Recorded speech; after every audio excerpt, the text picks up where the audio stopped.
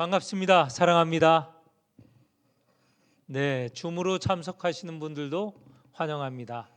네, 오늘 첫 수요 기도회입니다. 송구영신 예배 드리고 벌써 3일이 지났습니다. 월화수 3일이 되었죠. 신년이 되면 우리가 작정들을 합니다. 올 한 해는 이렇게 저렇게 지내겠다. 그 가졌던 첫 마음이 올해 마지막 날까지 유지되시기를 축원합니다. 그래서 마지막 날에 하나님께 참 하나님, 제가 신년 첫날 가졌던 마음 지금까지 유지하였습니다. 그렇게 마음을 변치 않게 하여 주심에 감사드립니다. 그리고 첫 마음을 가지고 마지막 날까지 가졌다면 얼마나 많은 또 변화가 있겠습니까? 그 변화에 감사하는 우리 모든 성도가 되시기를 축원합니다. 네, 올 한 해는 우리 목표가 그리스도를 닮아가자입니다. 그리스도를 닮아가면서 이 실천 사항이 있죠. 하나님의 자녀로 살아가자. 그리스도처럼 섬기자, 사랑하자, 인내하자.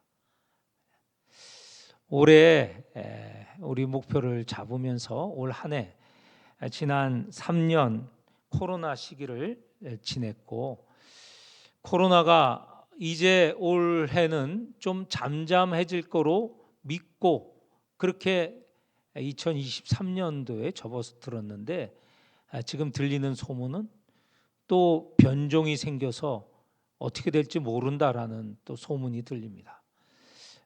중국이 그동안은 3년간 문을 닫았습니다. 그랬는데 문을 열자마자 또 엄청나게 감염이 시작이 되고 또 새로운 변종도 생겨났다고 하는데, 그 변종이 얼마나 강력한지는 알 수는 없지만 지금 분명히 또 확산 추세인 건 사실인 것 같습니다. 4년 차입니다. 이제는 확산되더라도 코로나를 이제 우리와 함께 위드 코로나라는 말을 초창기에 썼다가 또 시간이 지나면서 그러기엔 너무 아직은 시간이 이르다 이렇게 생각을 하고 쓰지 않았는데, 지금은 이제 코로나가 어떤 상황이든지 위드 코로나, 코로나와 함께 지내야 되는 그런 시기가 되었습니다. 주변에서 지금 감염되지 않는 분들 다 감염이 되고 있더라고요. 나는 그동안 3년 동안 감염되지 않았어. 감염은 한번 지나야 되는 것 같습니다. 주변에서 요즘 감염되는 분들은 그동안 감염되지 않았던 분들이 감염되는 것 같습니다. 일단 감염된 분들은 이 시기를 넘어갑니다. 물론 혹 재감염이 되는 분도 없지 않아 있습니다만 사실은 거의 드물고요. 요즘 감염되는 분들은 처음 감염되는 분들이더라고요. 어차피 한번 지나갈 거라면 한번 지나가는 것 필요하지 않을까 이렇게 생각이 됩니다. 오늘 사도행전 14장 말씀은 사도 바울의 선교 여행 첫 번째 여행입니다. 앞에 13장에는 우리가 그 첫 여행을 시작하는 바울의 선교 과정을 보았는데, 14장에는 이제 후반부, 첫 번째 선교 여행의 후반부입니다. 후반부이고 오늘 마지막 절에 보면 이제 첫 번째 여행이 끝나는 장면이 나와 있습니다. 그래서 오늘 사도 바울의 첫 번째 선교 여행의 후반부를 말씀을 드립니다. 1절에는 이고니온이라는 동네에서 시작이 됩니다. 이고니온은 그 지역이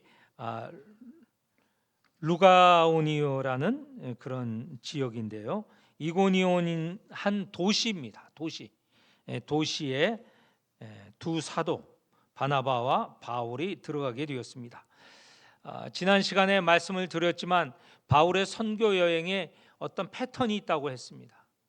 첫 번째는 그 지역에 회당, 유대인의 회당이 있으면 먼저 그 회당에 들어가서 말씀을 전한다, 이렇게 하였죠. 이고니온에도 마찬가지입니다. 1절에 보면 유대인의 회당에 들어가서 말씀을 전합니다. 그랬더니 그 회당에 유대인과 헬라인의 허다한 무리가 믿었다. 그 회당에는 유대인과 헬라인이 같이 모였던 곳입니다. 회당이라는 곳은 어떤 곳이냐? 이스라엘 안에 살지 않고 이스라엘 밖에 살아가는 그 유대인들을, 이스라엘 사람들을 디아스포라라고 했습니다. 디아스포라는 자기 고향에서 사는 사람이 아니고 고향을 떠나 사는 사람을 디아스포라라고 하는데, 이 말은 첫 시작이 유대인들이 고향을 떠나서 이방 땅에 살아나갈 때 그들을 지칭하는 게 디아스포라였습니다. 그러니 여기에 이고니온도 디아스포라 유대인이 하나님을 경배하고 교육하고 또 친교하고 이런 곳이 회당인데, 회당에 모이고 있는 것이죠. 그런데 헬라인은 어찌 된 일이냐? 유대인들의 종교를 보고 그들도 유대인과 같은 하나님을 믿겠다 하고, 그래서 그들이 회당에 오는 사람들이 꽤 있었습니다. 이 회당에는 이렇게 유대인 중심에 그리고 이방인도 함께 모였던 것이죠. 그곳에 바울 사도가 들어가서 말씀을 전하였다. 1절에 보니 복음을 전하였다라고 말은 하지 않았지만 회당에 들어가 말하니, 이 말한다는 의미가 무엇이겠습니까? 복음을 전하는 것이죠. 유대인의 회당에서는 그 예배하고 교육하는 내용이 우리가 지금 말하기로는 모세오경을 중심으로 한 구약의 말씀입니다. 아직 예수 그리스도에 대한 언급은 구약에는 구체적으로 없습니다. 예수 그리스도를 상징하고 지칭하는 것은 곳곳에 있지만 예수라는 이름, 그리고 예수님의 활동하시고 말씀하시고 활동하시고 죽으시고 부활하신 그 내용, 그게 복음이거든요. 복음이지 않습니까? 그 내용은 아직 모르고 있었던 것이죠. 그러니 이 사도 바울이 회당에 들어가서 말하였다라고 하는 것은 구약을 근거로 하여서 구약에서 가르치고 있는, 예언하고 있는, 상징하고 있는 예수 그리스도를 꼭 집어서 말하면서 그 예수 그리스도를 전하였다는 것이죠. 그랬을 때 유대인과 또 헬라인도 많이 믿게 되었다는 것이죠. 1절에 보니 그 끝부분에 유대와 헬라의 허다한 무리가 믿더라 라는 것입니다. 복음이 증거가 되고 이 사람들이 이 복음을 믿었다, 예수 그리스도를 믿었다라는 것입니다.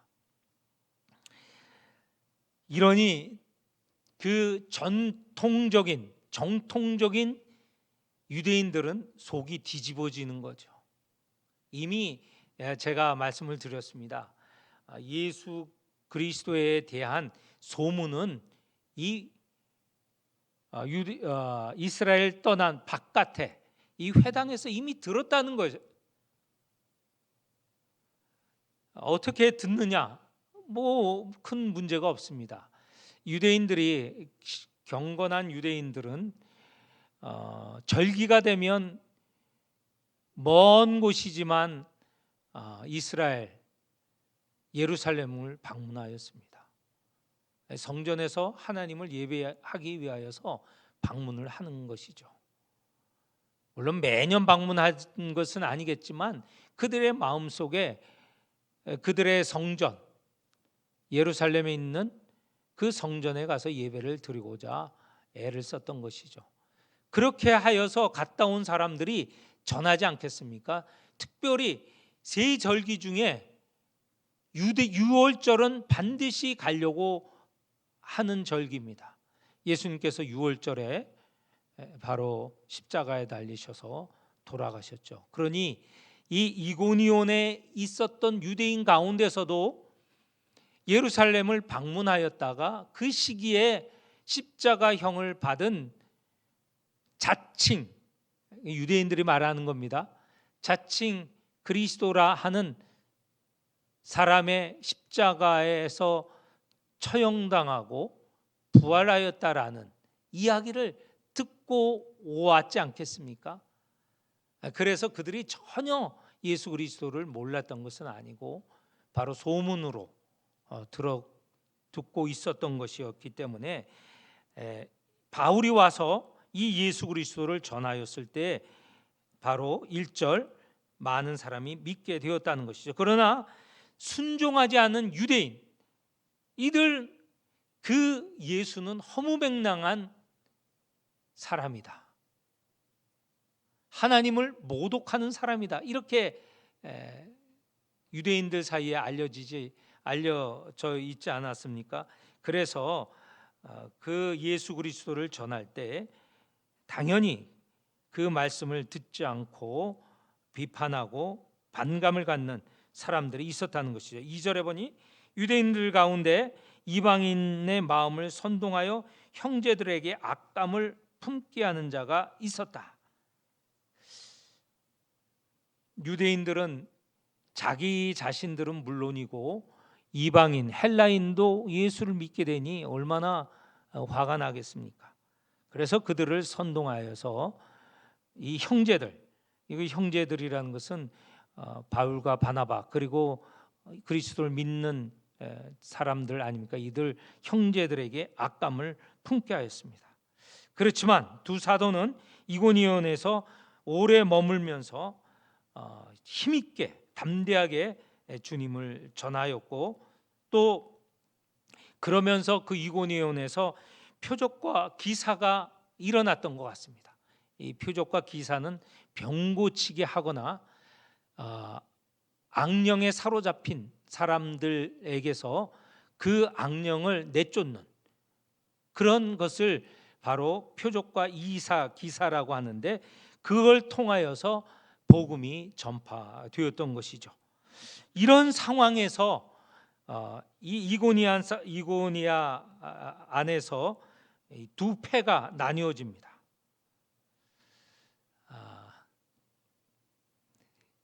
바울과 바나바가 이고니온에 들어가서 있으면서 복음을 전하는 일 때문에 이 이고니온 안에 두 패가 갈라졌다는 것이죠. 한쪽은 유대인을 따르는 자, 이것은 예수 그리스도를 부정한 사람들이고 그 말을 막으려고 하는 사람들이죠. 또 한편은 두 사도를 따르는 자가 있었습니다.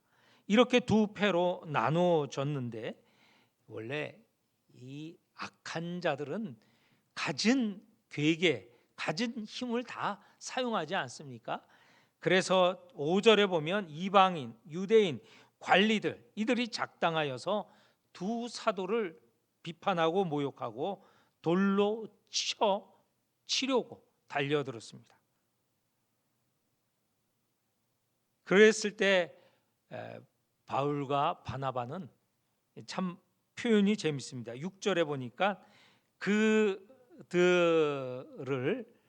피하였다 이렇게 안 하고 그들에게서 도망하였다 이렇게 표현을 하였습니다. 도망하였다는 것은 우리가 정말 그 당할 일을 두려워하여서 또는 피하려고 하는데 굉장히 그 마음에 큰 부담이 있고 두려움이 있어서 도망가는 피하는 것을 도망한다고 하지 않았습니까? 이 도망하는 모습을 보게 됩니다. 그렇지만 그들은 그 다음 지역으로 넘어갑니다. 크게 루가오니오라는 지방인데 거기서 루스드라와 더베라는 도시와 그 주변을 이제 가서 복음을 전하게 됩니다. 이후에 이고니온에서의 큰 사건이 있었고, 두 번째는 루스드라라는 도시에서 일어난 사건이 길게 언급이 되었습니다. 루스드라에 들어간 내용이 8절에 나오는데요. 그 루스드라에 들어가서는 가장 인상적인 사건 하나가 발을 쓰지 못하는, 태어나면서부터 발을 쓰지 못하여서 걸어본 적이 없는 사람을 일으켜 세워 걷게 한 일입니다. 얼마나 놀라운 일입니까? 이런 일이 오늘 우리에게도 있기를 원합니다. 네. 바울이 그 사람을 볼 때에 그 사람에게 10절에 보니 내 발로 바로 일어서라 했을 때 그 사람이 벌떡 일어섰습니다. 이 얼마나 놀라운 일입니까? 나면서부터 걸어본 적이 없는 사람이에요. 그런데 그 사람이 일어서고 걸었다는 표현은 없지만 10절에 보니 걸어 일어서서 걷게 되었죠. 이랬을 때 이 지역에 있는 루스드라에 있는 사람들이 보고 놀란 겁니다. 이 지방은 헬라 지방이에요. 헬라 지방.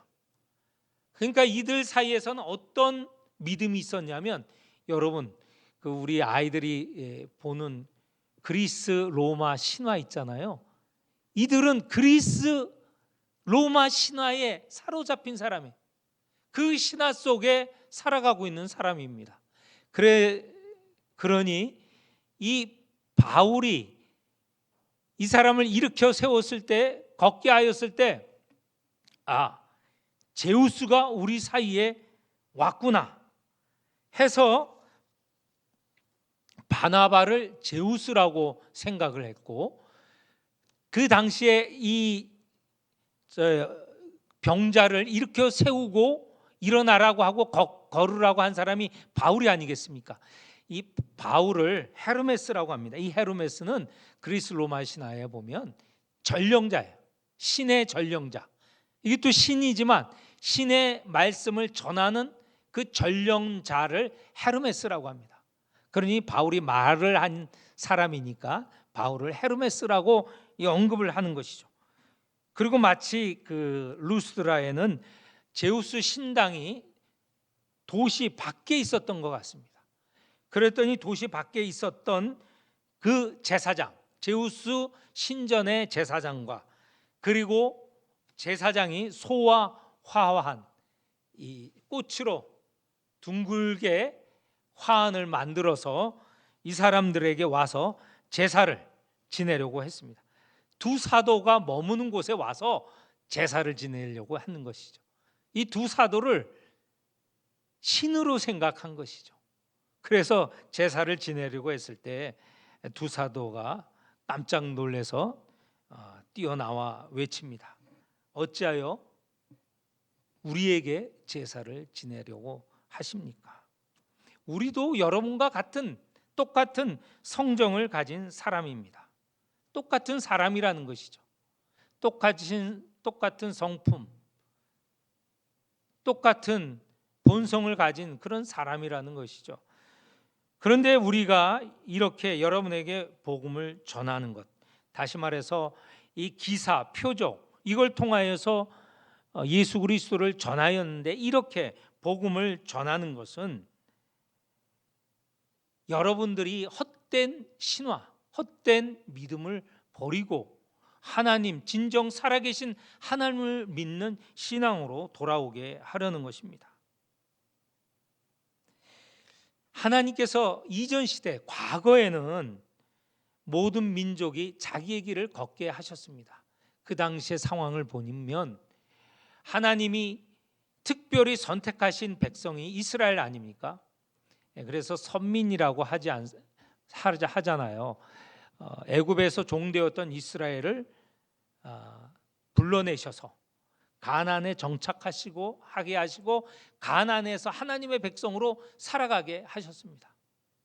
그런데 그렇게 이스라엘 백성을 택하셨을 때 이스라엘 백성이 특별한 백성이라서 선택하신 게 아니죠. 오히려 그들은 다른 나라에 비하면 보잘것없는 사람인데 하나님께서 일방적으로 사랑하시고 선택하셔서 이스라엘을 하나님의 백성으로 삼으신 것이죠.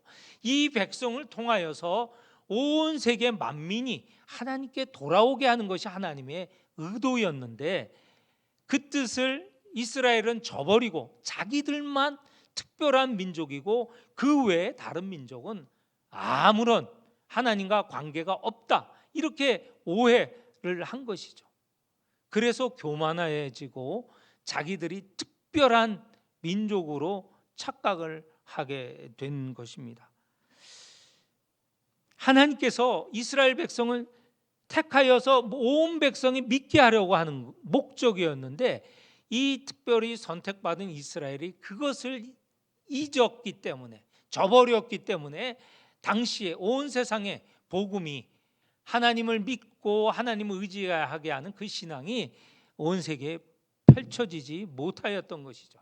그래서 각 민족들은 자기의 길로 가고 있었고요.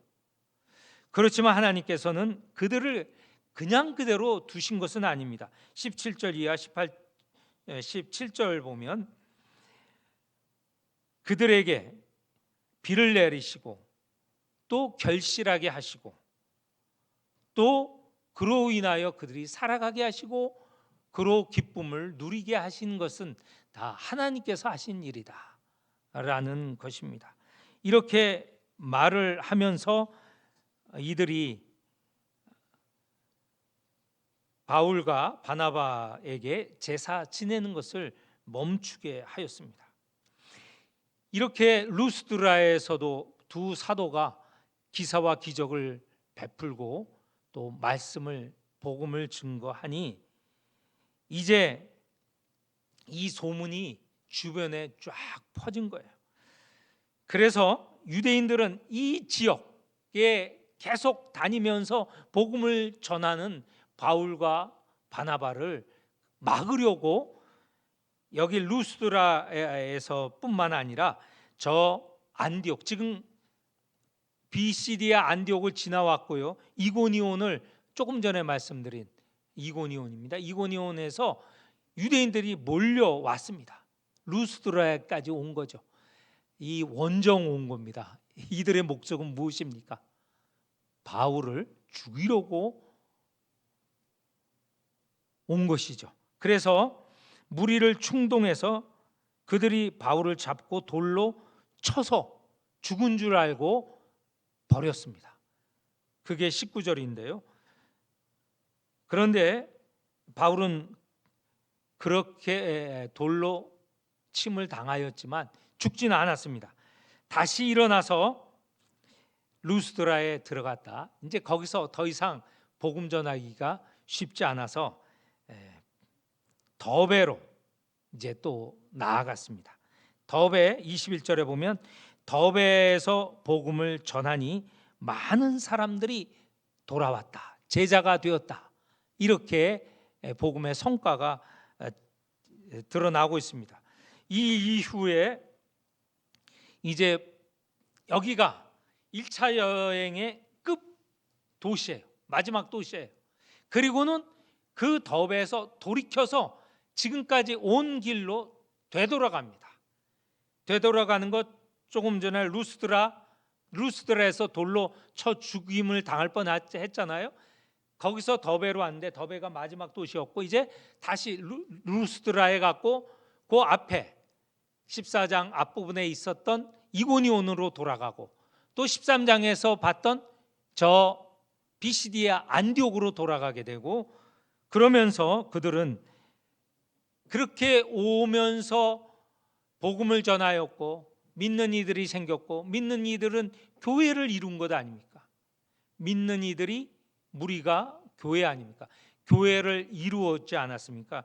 그래서 돌아오면서 22절에 보면 제자들의 마음을 믿음 안에 굳게 세우라 이렇게 격려하고, 그리고 오늘 제목으로 잡았던 22절 하반절에 보면 하나님 나라에 들어가려면 많은 환난을 겪어야 할 것이다. 지금 바울도 이고니온에서는 도망 나왔다고 그랬잖아요. 그리고 루스드라에서는 돌로 맞아 죽을 뻔했지 않습니까? 이런 일이 가는 곳곳마다 있을 것이다. 그리고 이 지역에서 믿음을 갖고 있는 우리가 복음을 전하여서 믿게 되고 교회를 세우게 되는데 너희들에게도 환난이 있을 것이다. 그렇지 않아도 이후에 이 지역에 대대적인 핍박이 있게 됩니다. 로마 제국에 의해서 여러 차례 핍박이 있게 되고 순교가 일어나고, 그리고 또 그 믿음 때문에 숨어들게 되기도 하고 하는 앞으로의 핍박이 계속될 것인데, 그런 것을 각오하라는 그런 격려도 하고, 그 다음에 장로들도 세웠습니다. 그래서 그들에게 교회를 부탁하고요. 그리고 계속 되돌아오면서 비시디아 안디옥으로 돌아왔고, 또 이전에 다시 돌아와서 밤빌리아 지방의 버가에도 갔고, 이거 다 지나온 길입니다. 그리고는 아탈리아, 여기는 이제 처음 간 도시이지만 아탈리아로 갔다가 거기서 자기들을 파송한 안디옥으로 돌아갑니다. 26절에 거기서 배 타고 안디옥에 이르렀다. 안디옥은 두 사도를 보낸 교회이죠. 그 교회에 이르러서 27절, 우리 한번 27절 28절 같이 읽어보겠습니다. 27절 28절 그들이 교회를 모아 하나님이 함께 행하신 모든 일과 이방인들에게 믿음의 문을 여신 것을, 아멘. 여기서 안디옥에 있는 교회를 모았다고 했습니다. 안디옥에 믿는 안디옥에서 처음 그리스도인이라는 이름이 붙여졌다는 것 여러분에게 말씀드렸죠. 기독교인이라는 것이 처음 붙여진 게 안디옥 교회였습니다. 이 안디옥 교회 교인들을 다 모아서 지금까지 1차 선교 여행의 결과를 보고하는 것이죠. 하나님이 함께 하셨다. 이 가장 중요하죠. 이 선교는 누구의 선교인가? 하나님의 선교입니다. 우리는 그럼 무엇인가? 하나님의 선교의 사명을 받아서 그 하나님이 하시는 선교의 동역자로 선교하는 것이죠. 하나님이 하셨다라는 것, 그리고 이 선교의 결과로서 이방인들에게 믿음의 문이 활짝 열리게 되었다. 그렇죠.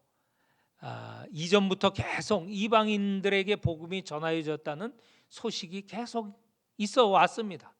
그런데 이 본격적으로 이방의 문이 활짝 열리고 그들에게 복음이 전하여진 것은 이 1차 바울의 1차 선교 여행의 결과이죠.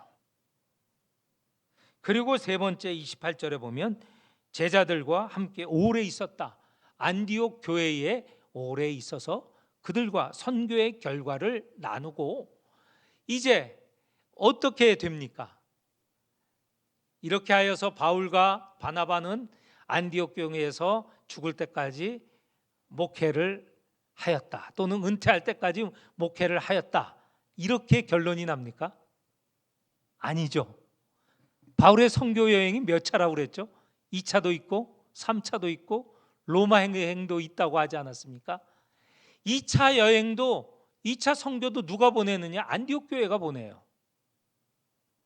오래 있었다라고 하는 것은 바울과 바나바가 안디옥 교회에 그냥 목회만을 하고 거기서 이제 오랫동안 주저앉았다, 이 뜻이 아니에요. 오래 있었다라는 것은 이어서 보면 15장 이하 뒷부분에 보면 제 2차 여행을 떠나려고 준비를 하게 되었다는 것을 우리는 알 수 있습니다. 오늘 이 말씀을 통하여서 사도 바울이 이방 선교를 어떻게 하였는가 우리는 보게 됩니다. 먼저는 유대인, 하나님의 백성이라고 스스로 자부했던 유대인들에게 복음을 전하였고, 그리고 헬라인에게도 복음을 전하게 되었습니다. 그런데 이 복음을 전하는 것이 결코 편안한 가운데 전하여진 것이 아닙니다. 계속적인 핍박이 있었죠. 도망하기도 하고 죽을 뻔하기도 하고 하는 이 과정을 거쳐서 하나님의 복음은 한 번도 멈추지 않고 계속 전하여진다는 것을 보게 됩니다. 그래서 바울이 안디옥 교회에 와서 결론적으로 이 선교는 하나님이 하셨다라고 증언하고 있지 않습니까? 그리고 이 복음이 이고니온과 루스드라에서 또 더베에서 전하여질 때, 특별히 루스드라에서 전하여질 때 이방인들이 어떻게 반응하는가 우리는 보게 됩니다. 그 복음의 능력에 이 사람들이 새로운 것을 보는 거예요. 이것은 그 이전에 어떤 인물도 할 수 없던 일들을 하는구나. 이 기적을 보고 그들이 깨닫게 되죠. 그런데 더 중요한 것은 그 기적을 일으키고 그 기적을 행하시는 분은 다름이 아닌 예수 그리스도이시다. 결국은 예수 그리스도를 믿는 믿음에 들어오게 하는 것이죠. 선교의 가장 중요한 것은 무엇이냐? 선교의 내용은 예수 그리스도와 하나님 나라입니다. 예수 그리스도입니다. 선교의 주 목적은 예수 그리스도를 전하는 것이죠. 예수 그리스도를 받아들일 때 이 사람들이 바뀌는 것이죠. 예수 그리스도를 전할 때 교회가 믿는 이가 생기고 교회가 형성이 되고 그들의 삶이 바뀌는 것입니다. 그래서 오늘은 마지막 절로 본다면 선교는 하나님이 하시는 일이다. 하나님이 어떻게 하시느냐? 예수 그리스도를 전하게 하신다. 누가 전하느냐? 바로 성령이 파송하는 선교사들이 감당하는 것이죠. 안디옥 교회에서 바울과 바나바를 파송할 때 누가 세우셨다고 했어요? 보내셨다고 하셨어요? 성령께서 세우시고 보내셨다. 그래서 삼위 하나님께서, 성삼위 하나님께서 하시는 사역이 선교이다라는 것을 우리는 기억해야 되겠습니다. 하나님의 선교이고요, 그 내용은 예수 그리스도이고요, 그 내용을 전하게 하시고 그 일을 결실을 맺게 하시는 분은 성령께서 하신 일이다라는 것을 우리는 다시 또 알게 되었습니다. 오늘 우리도 마찬가지입니다. 라오스 선교를 하는 것 하나님께서 하게 하시는 일이죠. 사명이죠. 우리가 라오스에 가서 무엇을 합니까? 예수 그리스도와 복음을 전하는 것이죠. 그렇게 하게 하시는 분은 성령께서 선교사를 보내셨고 또 라오스에서 선교의 결실을 이루게 하시는 것입니다. 성삼위 하나님께서 하시는 일에 우리가 사용되는 것 얼마나 귀한 일입니까? 하나님께서 우리를 사용하신다는 것 감사한 일이죠. 우리가 이 땅에 살면서 선교라는 귀한 사명, 가장 중요한 사명 알게 하시고 또 하게 하신 하나님께 감사해야 되겠습니다. 기도하겠습니다.